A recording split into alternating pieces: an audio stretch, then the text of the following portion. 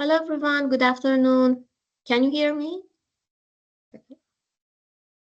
I hope you are doing well and thank you for joining us today. We are really happy to have you here in this ULTIMO project webinar. And today I will be your moderator for about 1 hour and a half. My name is Narges Rahimi, postdoctoral fellow at University of Windsor in Shield Automotive Cybersecurity Center of Excellence, and I work at Cybersecurity of Automotive System from Ontario, Canada. If you have any technical question, feel free to put your question into the chat box. I will go through the chat box and meet your concern. First of all, let me to give you a quick overview of today's webinar. First of all, we will start with a brief introduction about cybersecurity, why cybersecurity matter, why should we care about cybersecurity, and then I will go through the 2A webinar topic. Then we will have 5 speakers, each of whom will have around 10 minutes to speak, to present their subtopic. Then I will ask one question, at least one question of each speaker. I will do my best to cover more questions. Let me share the screen. Okay, and then if time, permit, we will open the floor for attendee. If you have any question, feel free to put your question into the chat box. I will go through the chat box and ask your question from the speakers. Just that, let's get started.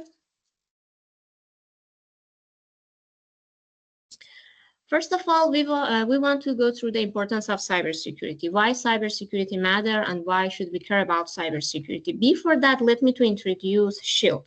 SHIELD Automotive Cybersecurity Center of Excellence in University of Windsor is the first academic center in Canada dedicated to automotive cybersecurity. We provided services for automotive cybersecurity based on a different project and collaboration between university and industry, such as, cybersecurity services for Ontario vendor under OVIN project, Ontario Vehicle Innovation Network. Through this project, we provided services such as pen testing, cybersecurity implementation, TARA to SMEs in Ontario. One more project is NZERC Quantum Alliance, FedDev Modality Project, which is a collaboration between Windsor 6 and SHIELD. Hardware Trojan detection using machine learning, which is a collaboration between MITAX and Kutrick. And we have additional collaborative R&D initiative between, which are a collaboration between industry and university. If you are interested to know more about SHIELD, feel free to scan QR code and reach out to us. We will be more than happy to help you. If you are in Canada, if you are in Canada, feel free to reach us. We provide services such as TARA and cybersecurity implementation free of charge based on OVIN project. Introduction. Let's talk about the importance of cybersecurity, why cybersecurity matter, and why should we care about cybersecurity. Nowadays, thanks to new technology, most of the vehicles have been equipped with new kind of technology, such as modern ECUs, such as electrification, autonomous capability, communication system, and now we have a new term known as connected vehicle. When we have more connection, when we have more communication, we have more security issues, because the first enemy of security is communication. When you have more connection and communication, you need more precautions such as vulnerability analysis, threat identification, risk assessment, and cybersecurity implementation. Considering the importance of cybersecurity of automotive system, many guidelines, best practice, regulation have been released specifically during last decade. The most important one definitely is ISO SA 21434, known as cybersecurity for road vehicle, which is defined cybersecurity framework, and I will go through the ISO SA 21434 just to pinpoint the importance of that. We have UN regulation number 155. If you go through the UN regulation, you can find a group of threats for automotive system and their corresponding mitigation. We have different industry framework and guidelines such as SAE J3061. AutoISAC best practices. You can reach to AutoISAC and find a group of threads based on MITRE structure. If you're familiar with MITRE structure, AutoISAC best works for you. And NIST cybersecurity framework. NIST is not specifically for automotive system, but you can take advantage of it not only for automotive system, but also for all kind of cyber physical system. I've provided the overview of ISO here as the most important standard for cybersecurity. Automotive system definitely is ISO SAE 21434. It starts from operational cybersecurity management, looking at the cybersecurity in point of view of management. Then we have project-dependent cybersecurity management, which is class 6. We have distributed cybersecurity activity, regarding supplier activity to alignment of responsibility.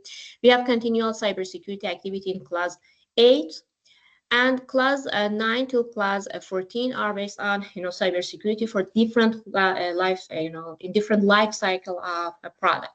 As you know, cybersecurity is not one-time activity. We should do that ongoing for different stage of production, starting from concept phase, which is in class 9, to product development phase, which is class 10, 11, and finally post-development phase, which is from class 12 to class 14.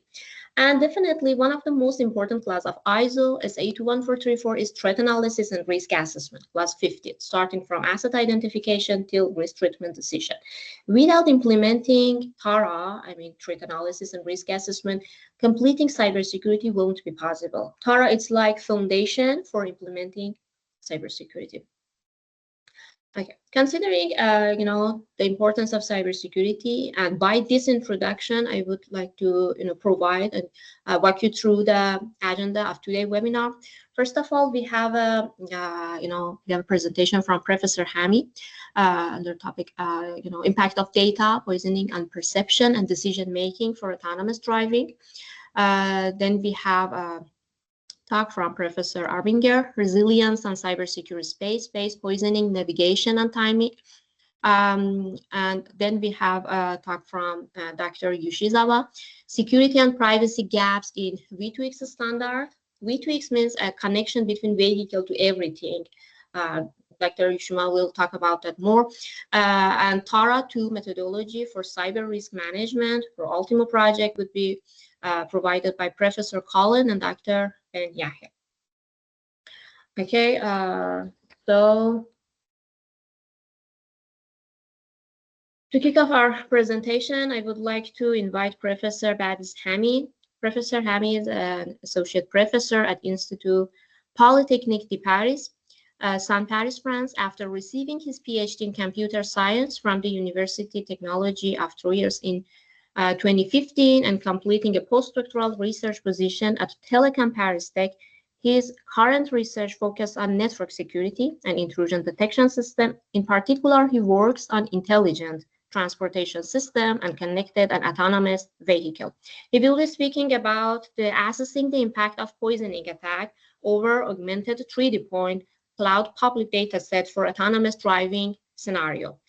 Professor Hami, thanks for joining us today. The floor is yours. Thank you, Nargis, for this presentation. I will share my screen here.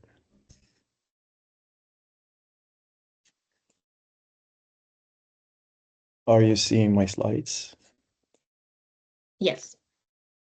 Okay, great. So, as Nargis introduced, I will talk about the impact of poisoning attacks on 3D point cloud public datasets that are used for autonomous driving. But before, of course, I will introduce the context. As you know, since their creation, vehicles evolved over time from fully mechanic, as you can see in these old pictures, to the introduction of some electronics, to current vehicles which use automation and connectivity. Nargis introduced the concept of V2X, which means vehicle to everything, because vehicles communicate with their surroundings, and we're not talking about just cars, but all kinds of vehicles now communicate through the network. So this will create the new ecosystem, which is called the Intelligent Transportation System, ITS, or cooperative ITS, which is called CITS. So as I said, the current vehicles have two pillars, which are the communications, but also the automation on some functions. And regarding the automation, we have different levels of automations, 6 levels to be more precise. And the last level will concern the cars or the vehicles, more precisely, that are fully autonomous, that achieve the autonomous driving function. So how a car or how a vehicle could achieve this autonomous driving, it do so through different phases. So the main phases are what we call perception, where the car will perceive its environment, will detect this is a pedestrian, this is a cyclist, this is another car, this is a road, and so on and so forth. And once it has the awareness about its environment, it could do the different other phases, which are mainly prediction, planning, and then execution.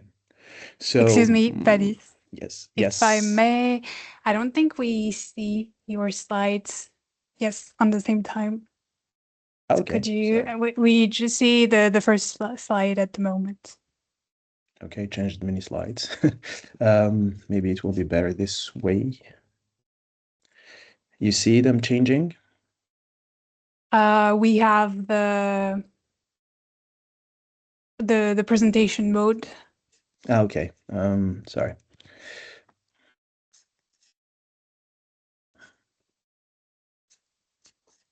Better? Perfect. Yes.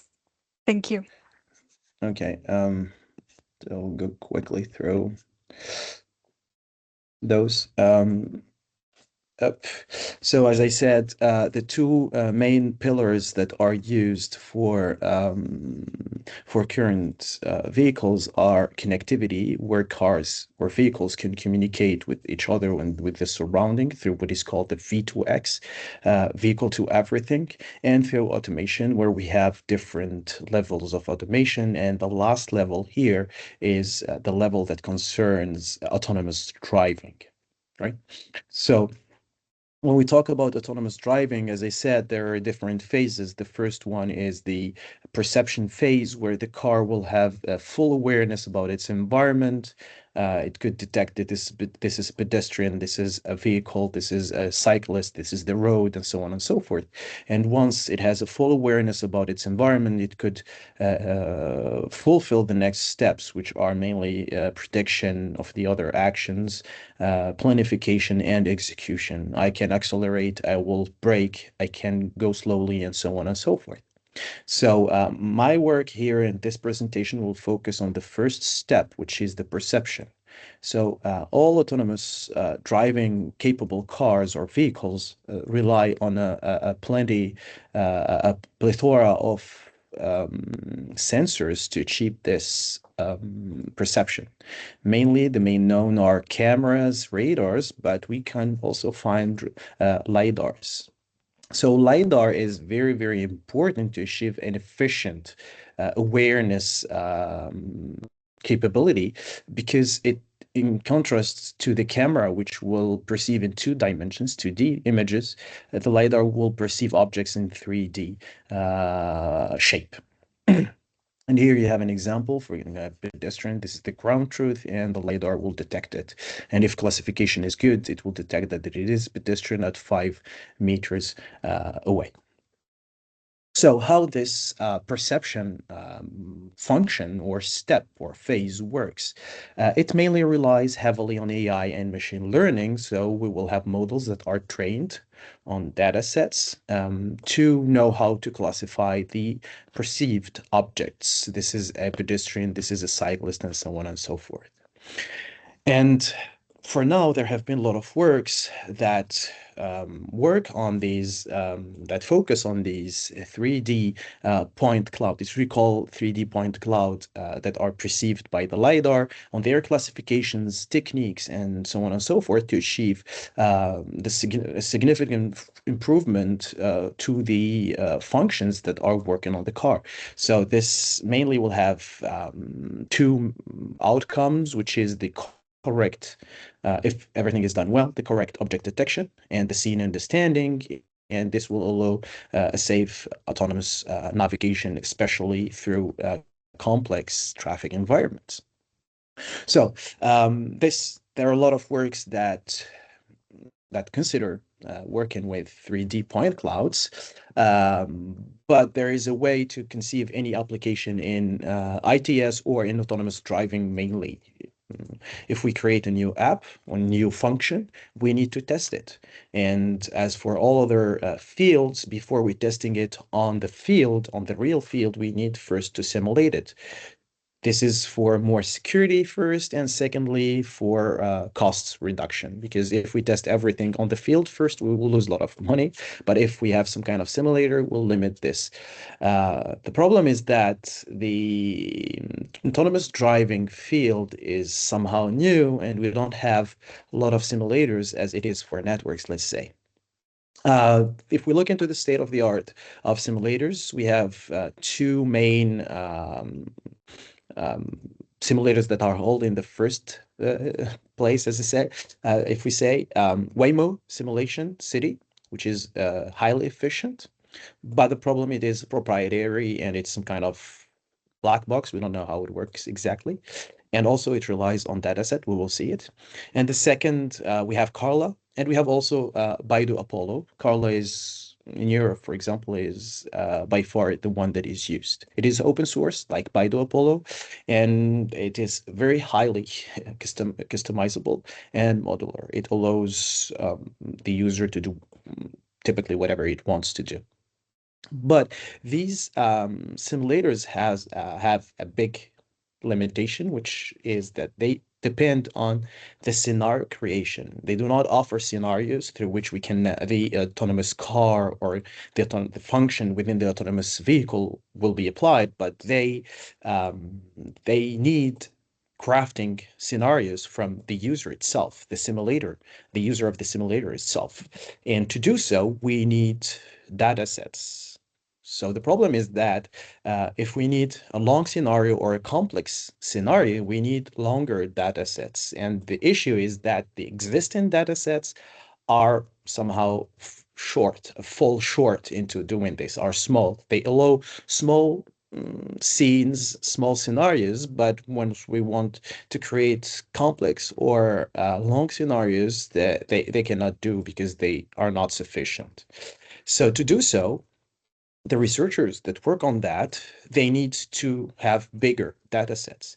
And one of the ways to get bigger data sets is to take the small data set and to augment it. There are different techniques. Maybe the most known one is GAN, or generative adversarial networks. We take this data set and we try to increase its size. And once we have an increased size, we can create longer or more complex scenarios. So maybe I forgot to say, but this work that I will present, it was done in the context of another project, which is called AI for CCAM. I'm not part of ULTIMO, but UITP is also a partner of AI for CCAM. And at the starting of this AI for CCAM European project also, different partners said, okay, we will use GAN, and as cybersecurity experts, users, we said that, and what happens if the data is manipulated or is not good?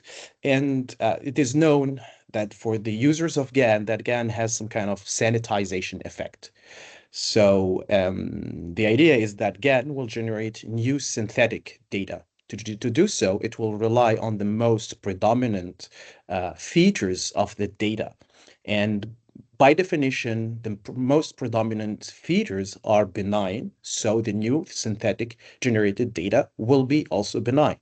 So there have been a lot of works that shown that, but the different works were only done on the cameras output and input, which are images, but images are just 2D objects, while LiDARs work with 3D objects. And the structure of a 3D object is way different from a 2D image. And there have been no works that show the sanitization effect of these augmentation techniques on, let's say, poisoned or manipulated data sets. The problem is also bigger because how these users will get the data sets. There are there are very few companies that have their own data sets in this, and most of the users, and especially in academia, but also in private sector, will rely on the well-known public data sets. And any data set is good to take, especially if it's a good data set. What happens if one user will deliberately poison this data set? Does the GAN will sanitize this poisoning or not? Okay. So this is the where the objective of and the contribution of our work here, and it was to evaluate the impact of poisoning attacks on 3D point cloud models that are used in autonomous driving, and to measure this would be through measuring the degradation of the classifier performance from one side, and also how this could affect the decision making for the autonomous driving. So before I explain methodology, this is the threat model that we decided to consider, which is common to all these studies in this field.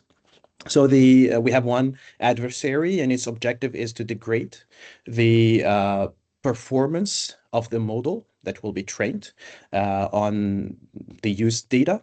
And to do so, it will poison it. I will show how. So here the idea is to force the model to converge toward random guessing through random poisoning, or there is something called backdoor implementation, which will try to make the model trigger through the detection of some specific crafted data. So the attacker's strategy is very simple. It will just put a public data set that will be used to augment the data later and to use it for the autonomous driving scenarios, and to have to see the impact of the poison attacks. The attacker will increase the poisoning rate. We consider from 0 to 40. We still less than 50, because the assumption says always that for a data set, normally the benign data is more than the poison data. So as I explained very quickly, the consequences that the adversary is waiting for is the misclassification of objects, or if there is a backdoor, it will trigger a very specific behavior of the classifier or of the system. So to be more realistic and to align with real-world capabilities here, the attacker will use clean label attack. So it means that there's no label flipping. Let's say for the dataset, it will not take a dataset where we have a pedestrian and it will just flip the label to make it a vehicle or a car or something. We also assume that the attacker cannot prevent the user from manual inspection of the labels. The attacker has no access to the model architecture, to the training process, or the loss functions, or any other external tool or that is used by the user. So here is our methodology, and through this methodology, we will answer the first research question, which is mainly, does data augmentation have or has any sanitization effect on poisoned 3D point cloud that are used by autonomous driving scenarios? To do so, we took two data sets. So we took one data set that is this called baseline here, non-augmented. The first one is augmented. And we will try to do the same experimentations on both to see if the augmentation will sanitize data or, in contrary, will exacerbate this poisoning. Okay, so baseline data will go through this process. We poison, we make training of the model, and then we test the classification. For augmented data, in fact, first we poison data, then we augment it. We train the model on the augmented yet poisoned data, and then we evaluate its performance. So here are the three metrics that we used to compare the two scenarios. In green here, the baseline non-augmented, and the blue one is the augmented. So if there are any sanitization effect, the metrics that we will obtain will be almost the same. However, if it exacerbates poisoning, we will see different results. So the metrics that I will show are the Matthews correlation coefficient, the F1 score, and the attack success rate through the gradual poisoning increasing from 0, which means no poisoning at all, to have some kind of ground truth, to 40%. To see how it increases over time. I don't have a lot of time, so I'll explain just Matthews correlation coefficient and attack success rate. Matthews correlation coefficient is a well-known metric that is used for classifiers. It has a value between -1 and 1. -1 means it's completely wrong. 1, a perfect classifier. 0, it means that it is completely random. Okay, so if we compare the Matthews correlation coefficient of the detection without poisoning, we can see that without poisoning, first, classification through the baseline non-augmented data is somehow slightly better than it's 0.995 and here it's 0.85. It's not that big difference in reality because there are no poisoning. But again, because it's synthetic data, it will have less efficiency than non-augmented data. But we see that once we increase the poisoning rate, Dear the Professor classification. Hami, sorry for interrupt you because we are running out of time. If you Yes, can go for very conclusion. quickly. Exactly. So we will see that it decreases linearly over time, while when it's poisoning, it decreases way more. Okay, and the same here it is for the attack success rate, where we have here almost 18% of success of the poisoning, and here it's just less than 6%. We quickly created, not quickly, but we created a model to assess the propagation of this attack. So our model will take any system and it will modelize it into some graph that will have the assets, the functions, and the processes, and it shows the propagation through one effect, like here, poison attack on one asset, and how it could affect the other functions and the other processes. And we used a real data set here from new scenes. We can see that for non-poison data, it is the impact is just 4% on the final decision making, and on same poisoning amount with augmented data, it is 13%. So I let you imagine that 13% of the time the classification is not good. 13% of the time the autonomous car will not correctly detect a pedestrian in front of it. So this is the end of my presentation. I'm sorry of being long, maybe because I got back to the slides and re-explained because there was no image. But here through this work, we showed that 3D augmentation or data augmentation like GAN, we just focused on GAN, not the other techniques. We don't know how it works with the others. Doesn't have any sanitizing effect on 3D objects like it has on 2D images. And through our graph model that we created, how this poison data could propagate and affect the decision making. And thank you very much. Thank you, Professor Hami, for your insightful presentation. Just as we are running out of time, I just want a quick question and please answer to this question. I just want to know because ULTIMO project is about kind of commercial vehicles, medium duty vehicles. I just want to know whether is there any specific concern and vulnerability regarding this kind of vehicles for data poisoning compared to passenger vehicles? Is there any difference or not?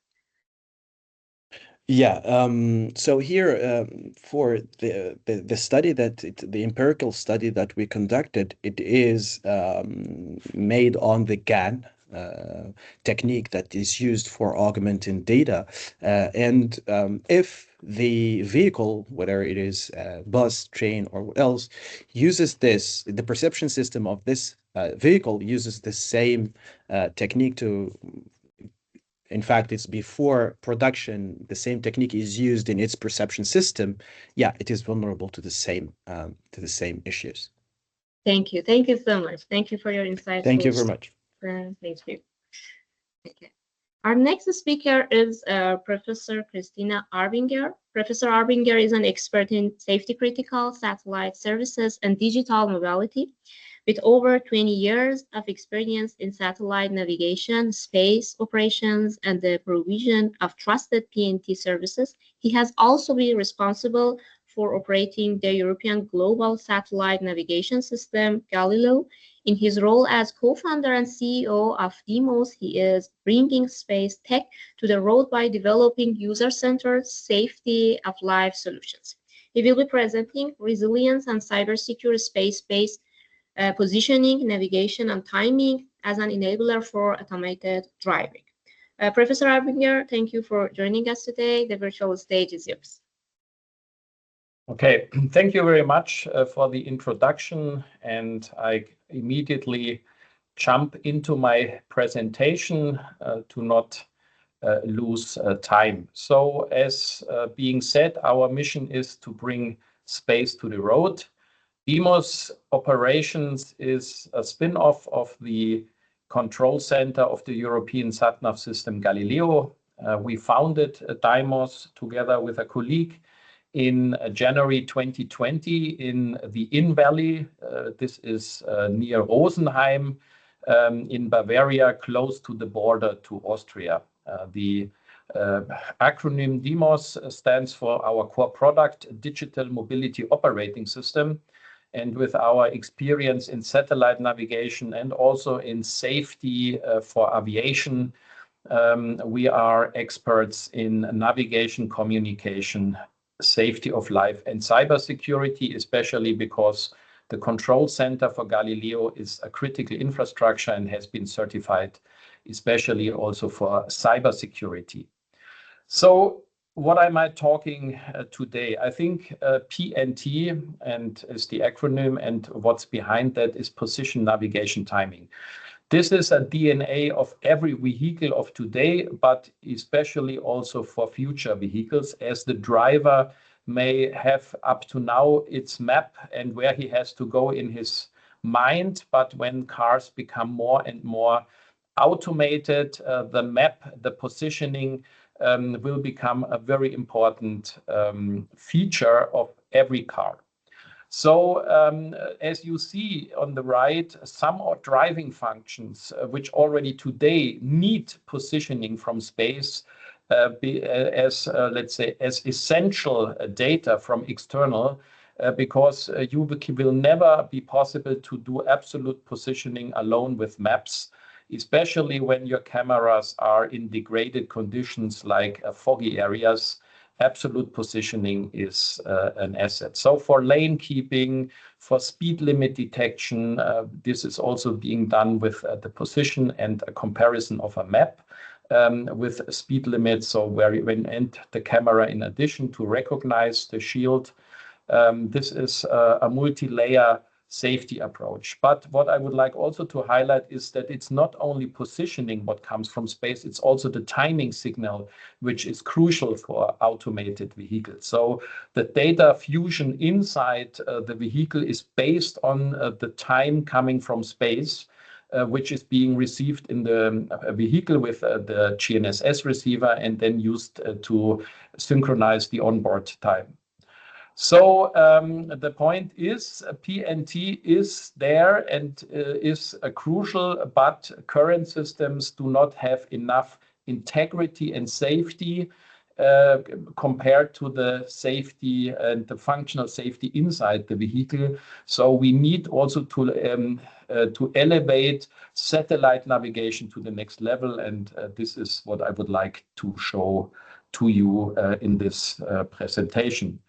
So the topic is why it is so crucial is that PNT is under attack. So due to the geopolitical situation and let's say also an increasing amount of usage of PNT, we have the situation that the threat level is growing also on the road. So even if you hear that there are jamming and spoofing, which are interferences to the signal, they can not only be in aviation. So you may have heard that the commissioner, the president of the EU Commission, Ursula von der Leyen, her plane was an attack point for interference in the landing of the plane. You can see also in shipping above that there are, let's say, fake positions being injected in the navigation system. So at the end that the receiver on board of the ship or the vehicle thinks everything is good,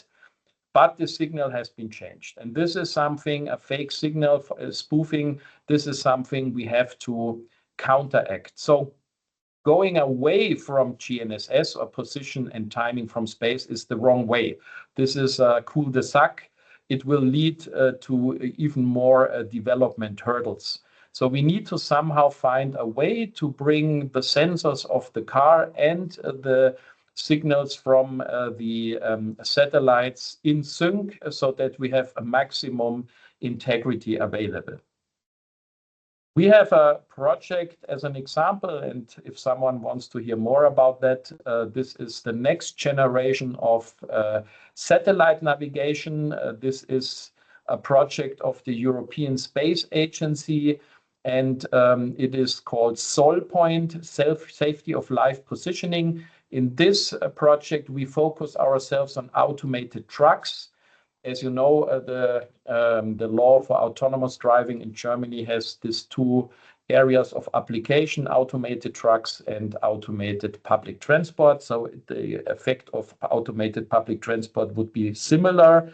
We are working together with MAN, but also already with a passenger car manufacturers, BMW, and we have for roadside infrastructures, the company Unix, and also for testing ERV as partners. And our objective is to provide an early warning system based on roadside measurements so that vehicles can be warned if a PNT is degraded by jamming or spoofing, and the truck or the vehicle has time to safeguard its driving functions before it would come in a degraded zone, which could, as said in the beginning, lead to severe hazards because, as I said, the truck can still think everything is good, but he has a wrong position information on board.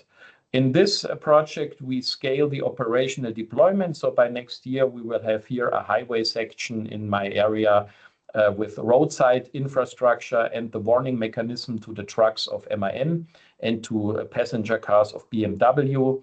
And we are especially working on the safety and integrity principle because the information you will receive, and Dymos will be one of these operators, like an air traffic control at the airport, is a liable third-party information, so a so-called out-of-context element in the CITS language, so where the OEM can rely that this data has the same safety and integrity level like inside the vehicle.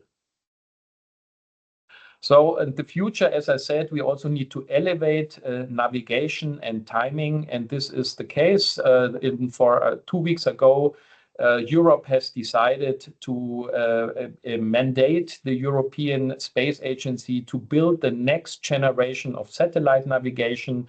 This will be in low Earth orbit. So with the current systems, Galileo, GPS in the medium Earth orbit, and they will have a so-called safety layer inside so that the signals from the satellite are already safety checked, and this is especially for the market of autonomous driving. So I would recommend every manufacturer to join forces there. Even the German Automotive Association has a working group for this system. It's called LEO PNT, and low Earth orbit position navigation timing, so that automotive industry can shape the requirements of the system. And if anyone is interested, you can contact me also directly after the talk.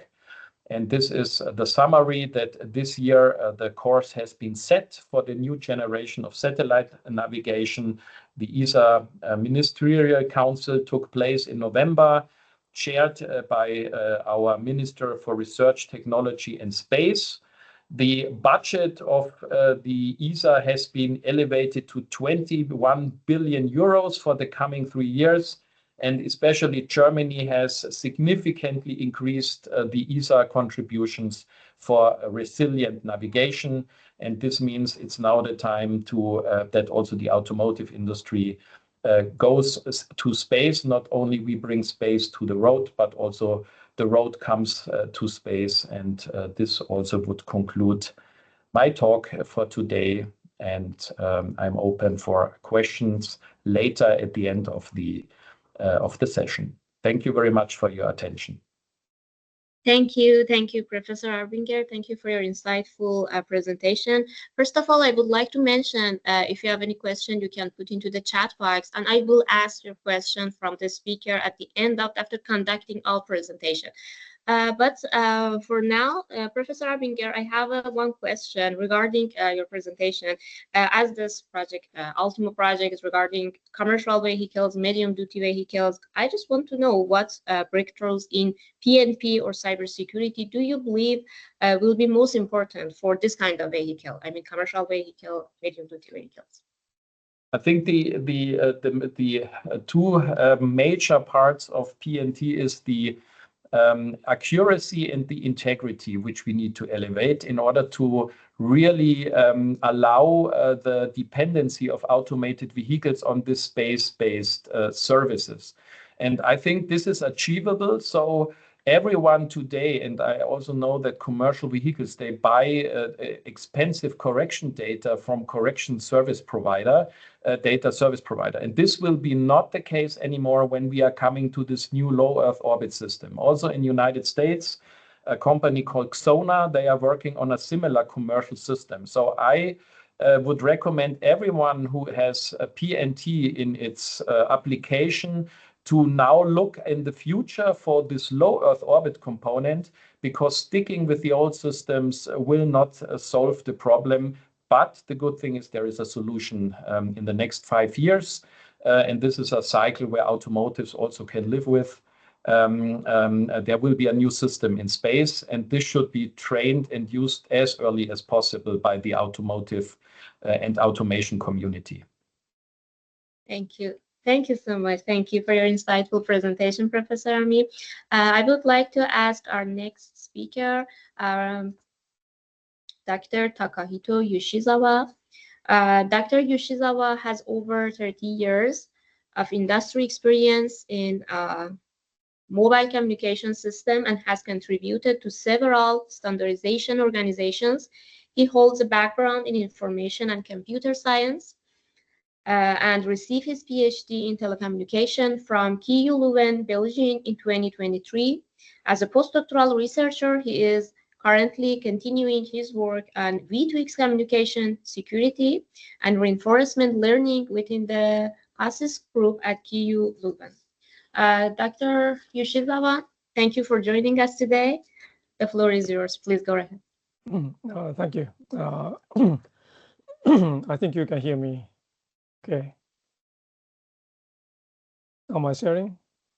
Yes, we can see okay. you. Okay. So my name is Taka. I'm in a research group called COSIC, Computer Security and Industrial Cryptography in KU Leuven. I'm going to talk about the security and privacy gaps in V2X communications today. I'm going to skip my self-intro.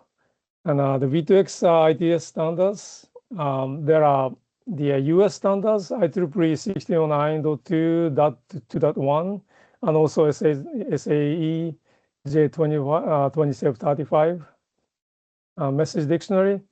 And in Europe, there are a bunch of standards documents under the HCITS.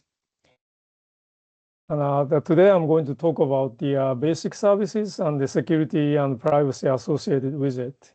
And the basic services include things like cooperative awareness messages and ETSI terminology, and BSM in the SAE terminology. These are the periodic messages transmitted up to 10 times per second. And the other type of messages are warning messages. They are sent only when the certain events occurs that are worthy of sending warnings. These are called decentralized environmental notification message in ETSI, and also called the EVA, ICA, and RSM, and there are many others in SAE terminology. And yeah, so this is the focus of my talk today. Basic characteristics of the V2X communications from a security point of view or security and privacy point of view. These are the very succinct summary of the summary here. From a security point of view, the most prominent characteristics is that it's an open communication, meaning that it's sent in plain text, no encryption, and sent in broadcast. So the vehicles transmit their CAN messages and DEM messages and without encrypting anything. So anybody who has the suitable device can receive and collect and analyze those data. And actually, it's an important elements or to actually achieve the cooperative awareness for the normal cards. And the other characteristic about the security point of view is that it's a signature-based message authentication.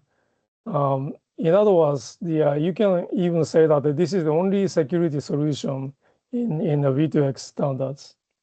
Because of that, it's a very PKI-heavy solution.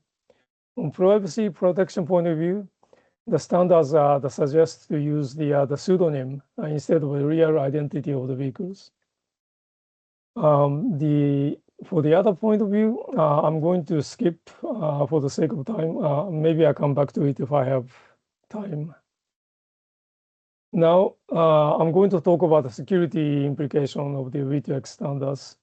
Currently, there's nothing displayed, but all of these the attack types are possible according to the current V2X standards. First is eavesdropping. What is it? It's adversaries capture, share, store, and analyze messages. Why is it possible? It's because of the plain text broadcast communication.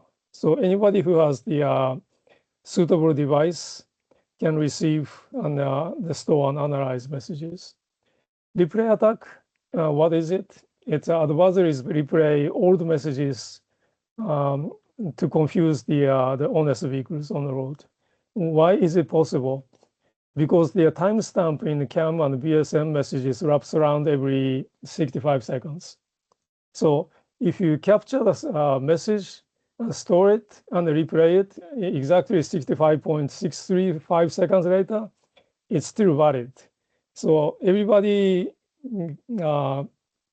accept it as a valid message, even though it's old, the message. The third one is identity theft attack. What is it? It's adversaries impersonate somebody else by using its identity. And why is it possible? Again, it's because of the plain text-based broadcast communication. You can see everybody's identities that they sent in the message, and then you can just simply copy somebody else's ID to transmit your own message. Then all the other vehicles get confused. Next one is a civil attack. What is a civil attack? It's adversaries use multiple identities at the same time to make it look like it's multiple entities or vehicles in this case. Why is it possible? Because the system assigns multiple pseudonyms to be used over the period of time, let's say for 1 week period. And the standards requires that the vehicles needs to change pseudonym every so often, every several minutes or so. And one extreme use of the pseudonym change scheme is to change the ID every message, which is pretty much synonymous to the civil attack. Gray hole attack, what is it? It's entities withhold message transmission to prevent channel congestion when the channel is in high load, or drop them messages instead of forwarding it. Why is it possible? Because it's a necessary feature in MAC layer to avoid congestion. So it's really a difficult problem to avoid. So the legitimate mechanism from MAC layer's point of view can be considered as an attack from a security point of view. DOS attack, finally, what is it? Its adversary is just flood the communication channel by sending bogus messages. Why is it possible? It's simply because the communication channel is open to anybody. There is no admission control or access control to the communication channel. So I have this diagram, the figure in the middle, and then 6 types of attacks. And I can explain all of these attack types with just one figure. But because of the sake of the time, I'm going to skip, hopefully come back later on. On privacy properties, now I'm changing to a privacy perspective. There are 5 types of privacy properties. First is anonymity, pseudonymity, unlinkability, undetectability, and unobservability. All of these are distinct characteristics or properties to protect privacies. But in an ITS spec, only the pseudonymity is fully covered. In other words, the remaining 4 are not explicitly defined or standardized. So in my opinion, it's quite a big gap. And we can even argue that some of the other features are almost impossible to cover in V2X context. For example, like unobservability, it's almost impossible to cover because you need to be able to observe what the other vehicles are doing or what they are transmitting in order to achieve the cooperative awareness. So it's a kind of a catch-22 situation. It's a very difficult problem. So I'm going to talk about pseudonymity a little bit, pseudonyms a little bit. It's vulnerabilities. Pseudonymity is used for the purpose of hiding the real identity, but it doesn't guarantee that the identity is fully protected. In other words, you can still identify vehicles by combining the pseudonym messages and then associated metadata. One possible metadata that you can combine is the transmission pattern of the CAM or BSM messages. The other aspect is that the privacy protection based on the pseudonym alone does not cut it. So regardless of how you actually manage the pseudonym change scheme, you can always use the metadata to associate the vehicle against the messages or Now the other aspect of the V2X communication problem is the PQC migration impact. Post-quantum cryptography, the NIST has standardized 3 types of the signature algorithms in 2024, last year. And then furthermore, there are additional signatures. Algorithm selection is also ongoing. So as you can see in the top box there, these are the 3 algorithms are already standardized last year, and then possibly there are more coming according to the current ongoing competition. And based on what I analyzed and published a paper a couple of years ago, there are quite a bit of impacts because of the introduction or the migration to the PQC algorithms, because the both public key and signature size are much bigger than the ECDSA, unfortunately. So according to this figure, if the vehicles on the road migrate to PQC capable algorithm, then the 30% of the vehicle migrate to PQC algorithms, then channel capacity essentially goes down to 50%, which is really the problem. So effectively, communication capacity or communication range will decrease, and the V2X can even collapse because of the severe degradation of the communication channel usage. So I can even say that the PQC migration will occur V2X, and that the clock is ticking, because the NIST mandates that the migration to the PQC algorithm to be done by 2035. The EU and the UK and some other countries also published a similar kind of a mandate as well, with the same timeline.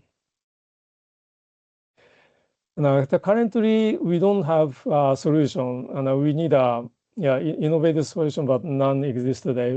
This is really a challenging problem.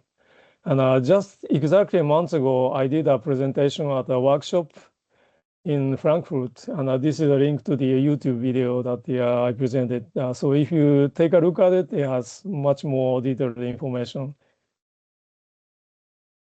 And finally, I'm going to talk a little bit about VRUs. VRUs, vulnerable road users. These refers to things like the pedestrians, cyclists, mopeds, motorbikes, and even animals, according to the standards. So now the standards are including these types of entities on the road to protect or even improve the road safety. But the realizing the VRUs involves quite a unique challenges that doesn't exist in vehicles. And some of them I'm going to talk about it here. First is the type of devices that the VRUs use. As I read the many research papers, the implicit assumption is that the pedestrians use smartphones, but is it possible? According to me, it's not very realistic because of various technical reasons. I don't really talk much detail here, but maybe you can send me emails or with questions or any part of the presentation. You can send me emails and I'll answer with more information. Second challenge is the state change. Let's say the pedestrians using the VRU messaging services. And then at one point, the pedestrian is walking down the street, she's a pedestrian. And then at some point later, she hops on a bus and becomes a bus passenger. She is no longer a pedestrian. And then sometime later on, she steps off the bus and becomes a pedestrian again. How does this state change get managed? Thirdly, the dynamics. And the humans have a much lower inertia or dynamics compared to vehicles. In other words, human can stop and turn around within a second. But on the contrary, the vehicles cannot stop or turn around just like humans do. So how do you accurately reflect those humans' movement and in this V2X communication? So finally, conclusion here. So security vulnerabilities that stems from plain text open broadcast communication basic services. This is one of the fundamental issues that opens up many problems in the V2X. And there's a fundamental conflict between road safety and privacy protection. Many people are aware of this already, but there's really no solution how to solve this problem. And the pseudonym-only privacy protection, that's also another problem that, as I mentioned earlier, there are other types of the privacy protection characteristics, but they are not covered by standards. And the open issue of PQC migration, that's another open problem that needs solution. And the unique issues and challenges of the VRU make it questionable in practice.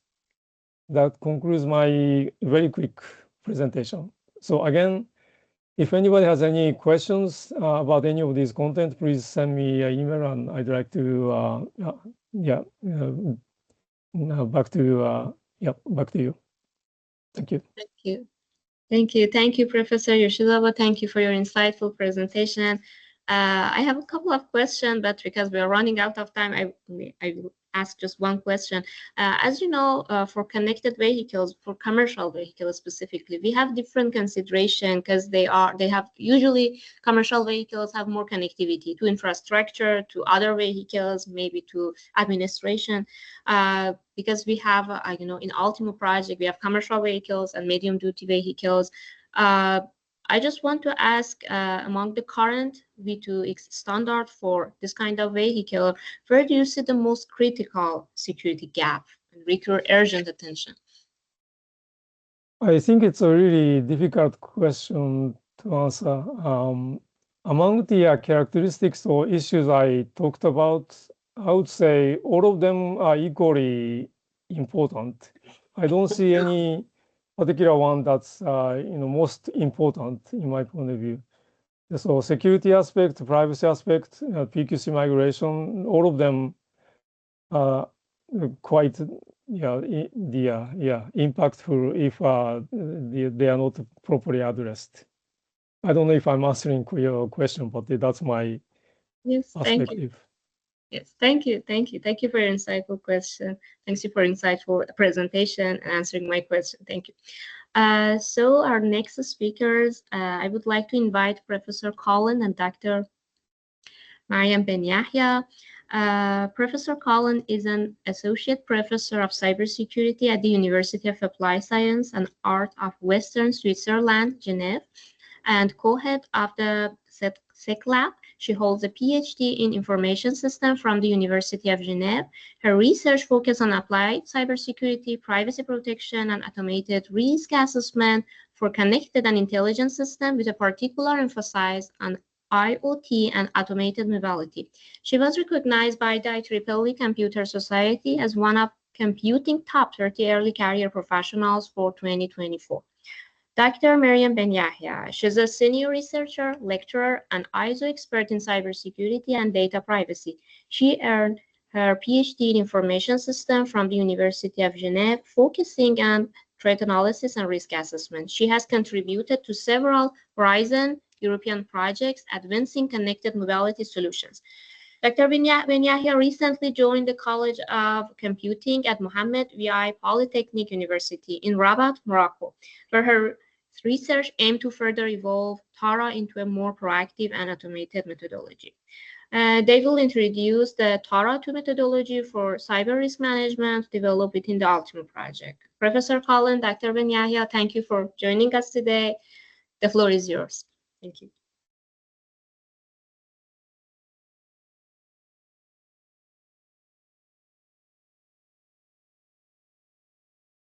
We can't hear you, Professor Colin.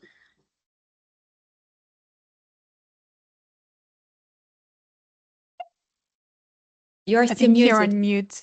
Yes.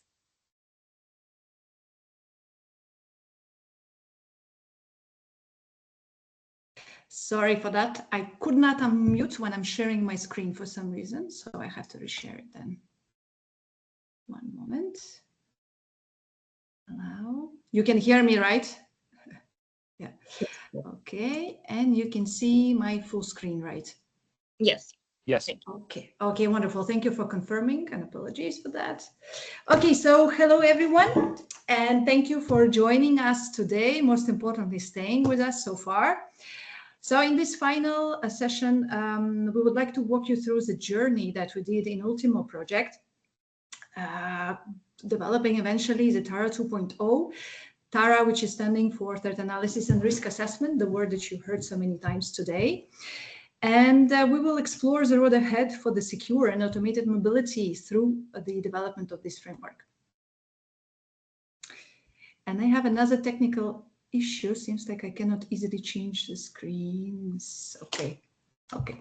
So here is a roadmap of our presentation. So I will start first with some general context of the ULTIMO project and the reasoning why we were looking at the cybersecurity issues within this project.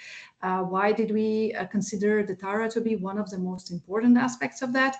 And from there, my colleague Miriam, she will also take over and explain to you the motivations and the evolution towards the TARA 2.0 framework. So let's begin with the context, why this work matters and why do we do it now. So automated mobility, in our opinion, is entering a new phase. We are moving from small isolated pilots to large-scale passenger-centric automated services that can operate in very complex environments. But as automation grows, so does our dependency on software and the connectivity and system orchestration. And this is exactly the shift that makes, in our opinion, cybersecurity absolutely fundamental, not just from the perspective of the privacy, or cybersecurity per se, but also for ensuring operational safety. So ULTIMO is one of the largest and most ambitious initiatives in this space. It brings together 23 partners from Europe and Switzerland, with overall budget of more than 55 million euros, and it's led by DB Regiobus. It's a project that is intended to last for 4 years, and we are like good halfway through this project. So the objectives that we have, they are quite broad, but very much interconnected. So we validate shared CCAM systems where we try to bring together people and goods to be transported at the same time.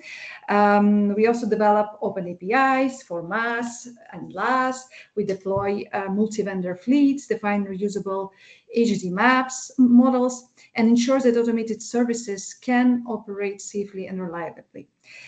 We are equally focused on interaction with the road users, long-term deployment planning, and viable business models. And across all of these goals, one requirement cuts through everything, and in our opinion, it's cybersecurity. As I have said, this is truly cross-sector and cross-country collaboration. We have on board the operators, the OEMs, the universities, cybersecurity researchers, also cities, suppliers, and technology providers. We all work together on the same mission. And here, the collaboration is truly essential because automated mobility spins across several domains, including the transport, the IT itself, the safety, the telecom, and of course, public governance.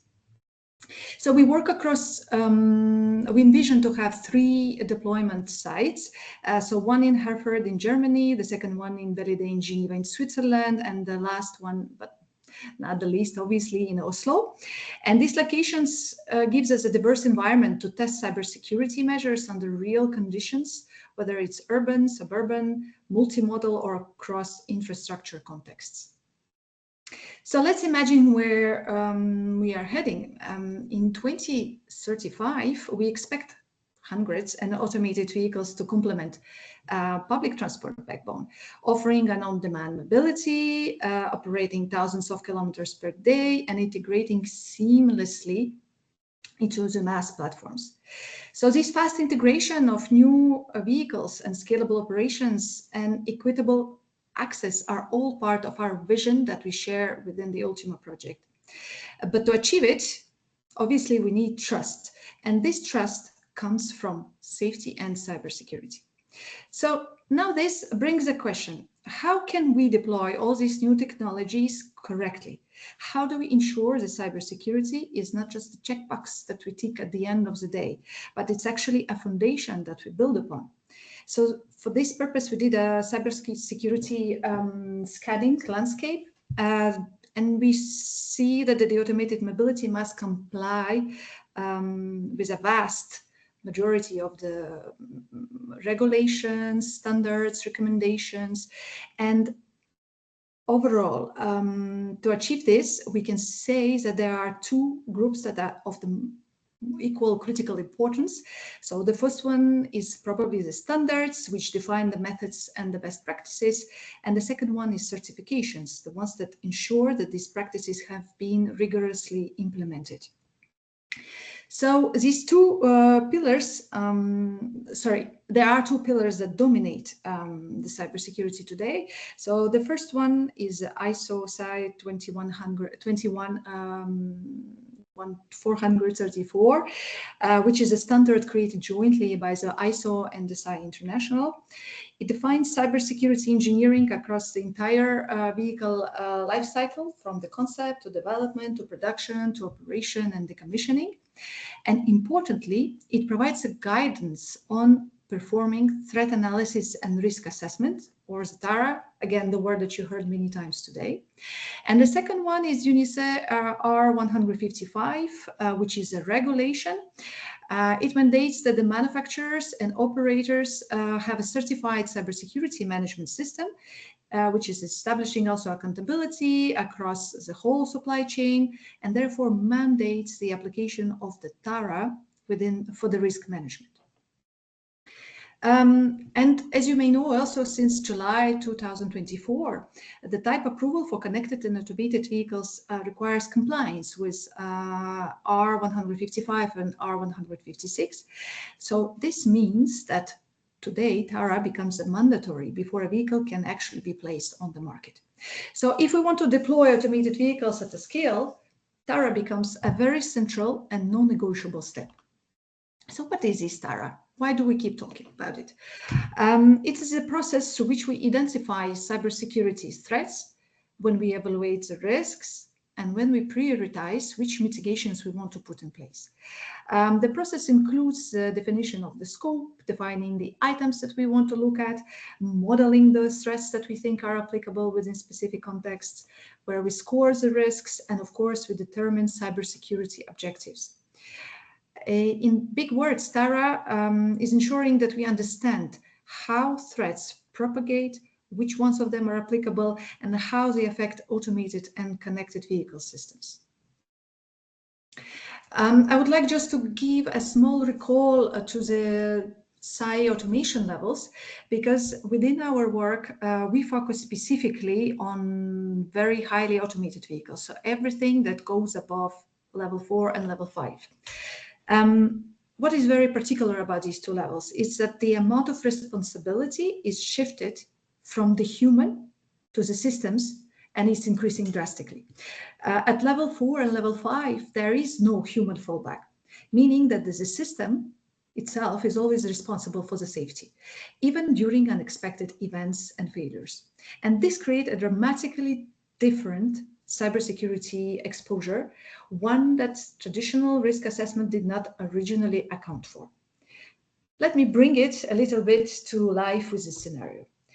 Imagine you are seated inside a fully driverless vehicle or shuttle.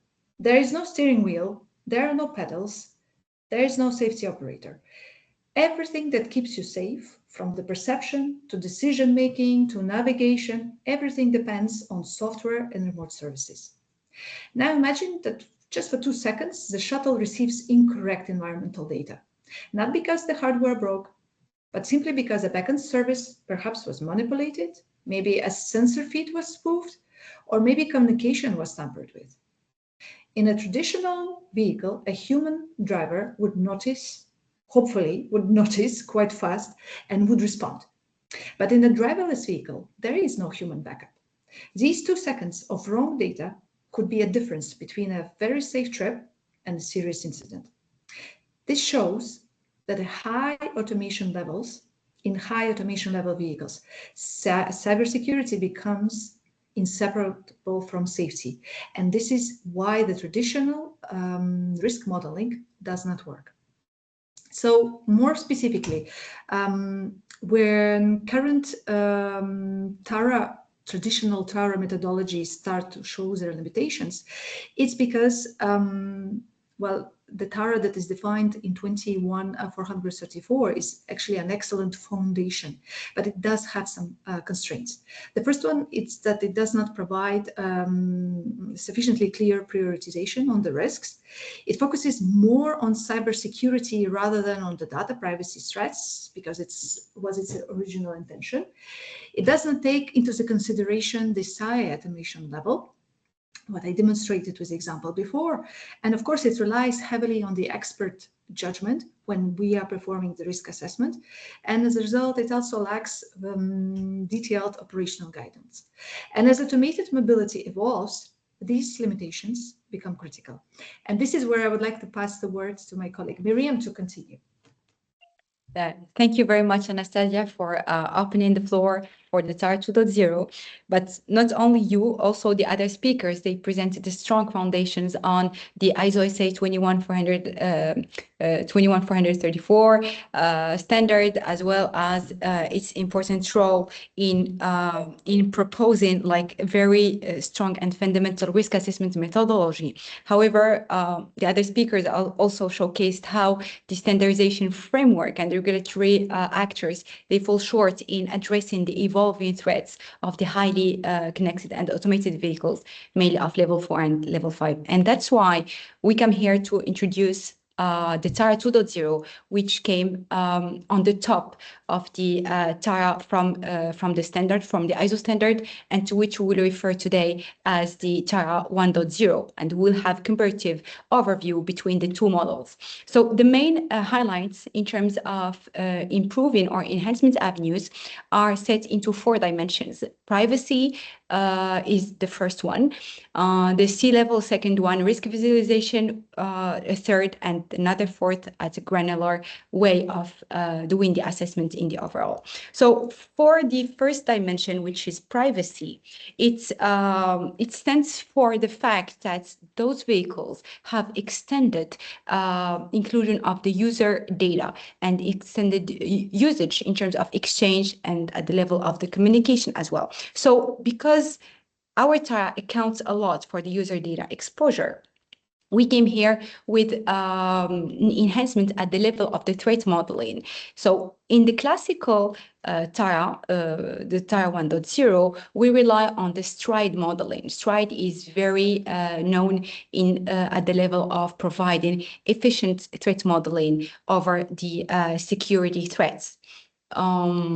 If I may ask you to move to the following slide to support the speech. Yes, thank you very much. And when we are counting more about the user data, then we are covering or we are tackling the information disclosure threats, which points to the privacy issue. So STRIDE is good, but not good enough to cover all the privacy threats or the privacy classes that may or that are supposed to be considered in such extended environments. That's why in TARA 2.0 we merge both STRIDE and Linden, which is a dedicated privacy threat modeling tool, and which doesn't rely just on the information disclosure class, but adds to it non-compliance, unawareness, detectability, identifiability, and linkability, which are other privacy threats classes that for which we evaluate all the open or potential threats in that through the threat assessment process. So with that said, we count for both security and privacy as 2 parallel tracks in the TARA 2.0. The second dimension is relates to the inclusion of the C-level within the process. So let me recall a bit about how it happens in the TARA 1.0. So normally we compute the attack feasibility by considering the attacker's capabilities, by considering as well the opportunities that this attacker is considering, as well as the likelihood and the tools that he might or she might use during the process of the attack. In joint to all these variables, we consider the inclusion as well of the automation level, because it naturally influences the feasibility of the attack. As mentioned before, if an attack occurs with the presence of an operator or driver, the consequences will be way different if there is no human support at the level of the vehicle. And this is why we believe that this is a crucial metric that should be included in the process. Returning back to the threats scenario that we mentioned about data privacy. So at low level, we consider several types of data, including the telemetry data, CAN buses, and other information. But in the L4 and L5, all of this is extended to another level where we have to include also the personal information. We have rich information about that comes from the sensors, that comes from the location of the users, which extend this attack vector to a different way of assessments. So by capturing the automation level here, we are trying to provide more realistic and more context-aware assessments so that we can reflect at the level of the attack feasibility rating, also the level of automation of the vehicle, which makes the TARA more customized to this environment. So the third dimension of our enhancements relates to the risk visualization. So in the classical risk assessment at the level of the risk scoring, you know all that it is quite straightforward. We have risk equals impact multiplied to the feasibility or likelihood. It depends on how it is referred in different sources. So we build the attack matrix, and based on the colors red, amber, and green, we decide about the risk. But we ignore a very important variable, and this is where the TAR 2.0 overcomes one of the limitations that relates to the subjective results.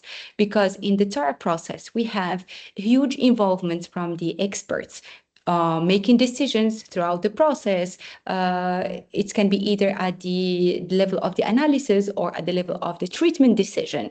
And that's why we believe that including the objectivity metric or factor is very crucial to reflect the level of engagement of those experts at the level of the risk assessment in the overall. By the objectivity metric, we consider an index that's mathematically covered. It's quite complicated mathematical equation, but that we prefer not to show today, just to make it simple in the sense that it considers the confidence of the expert, how confident he or she is about the result. The fact if we have just one expert or multiple experts conducting the assessment, and as well the inclusion of any tools that lead to the automation of the process or generating some results that can be cross-checked to the human involvement. So just to illustrate here, on the left, you have a sample of the outcome of the TAR 1.0, the TAR from the standard. So you can have the code coloring, and then you can dig which one to select. On the right, you will see the outcome of the TAR 2.0, where you have the combination of the three factors as the equation of our risk. So from the right to the left, you can see that we can easily identify the threats with higher confidence and with higher impact. So it is a visual outcome rather than a spreadsheet that can be confusing and might require more effort just for analysis. So this is our third dimension, and our fourth is making the TAR more granular. The concern here in the TAR 1.0 is that, if we turn back to the threat scenario that I mentioned before, in TAR 1.0, we can call a data breach due to information disclosure.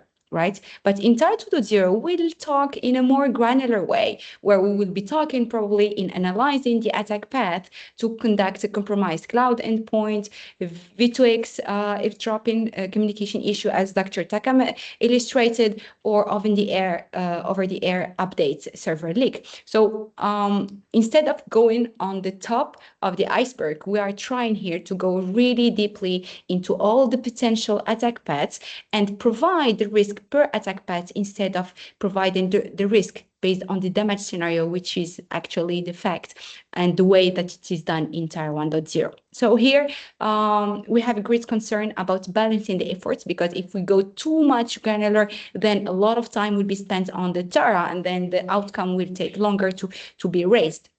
But the idea is to combine to make it practical and systematic at the same way.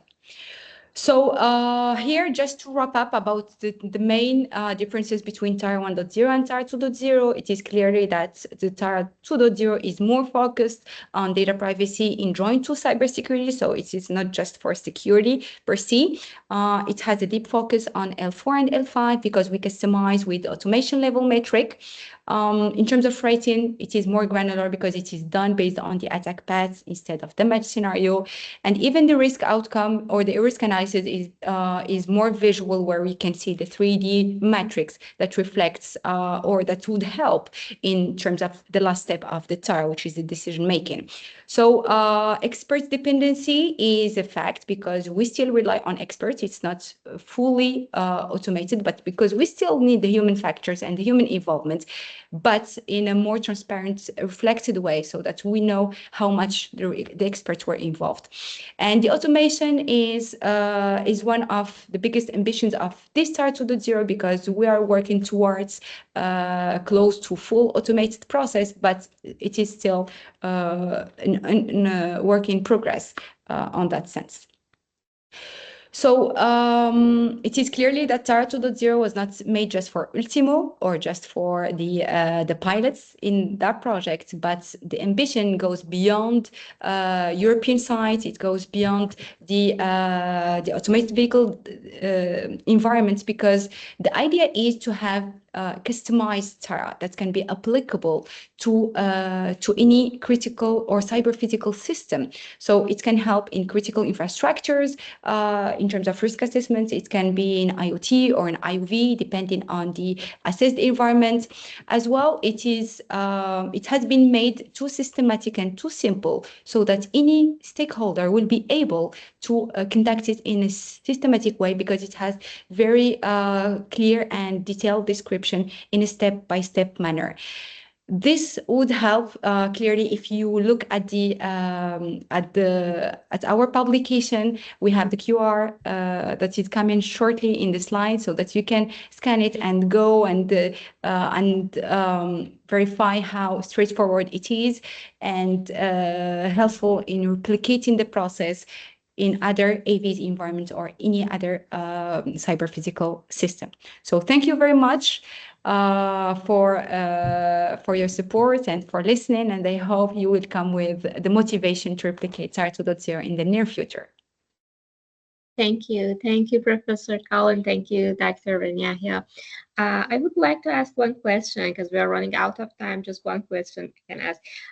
You mentioned that Tara 2.0, released for Ultimo project. I just want to know which feature and characteristic of Tara make it suitable for medium-duty vehicle and Ultimo project. I mean, whether it's not practical for regular vehicle, can we use it for different version of vehicle, or it's only exclusively for Ultimo?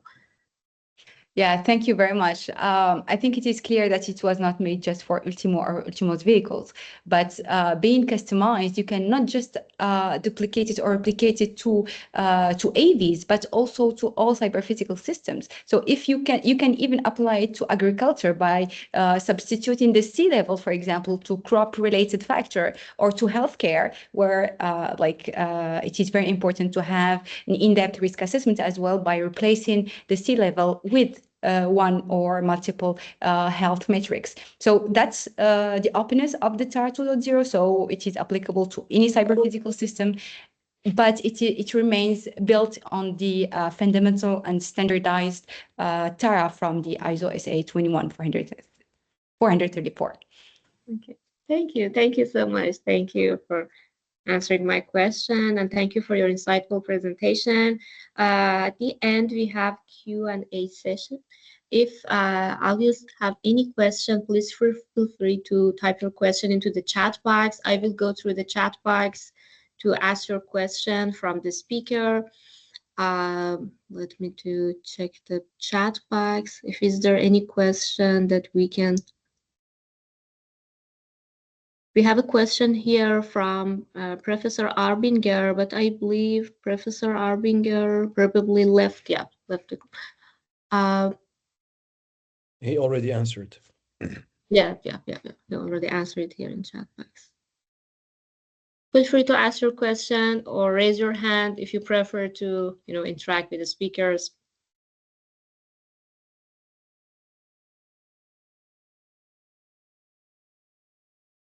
All right, it seems that audience don't have any question. Okay, if you are interested in Ultimo project, feel free to the website of Ultimo. We will put the the address of website into the chat box, and we will send it to you, the audience. And yeah, thank you, Bettina. You can find YouTube channel of Ultimo project. If you miss, in case you miss a part of today's presentation, you can check the YouTube channel of Ultimo project and find a recorded session, today's session. Yep, just that. Oh, thank you.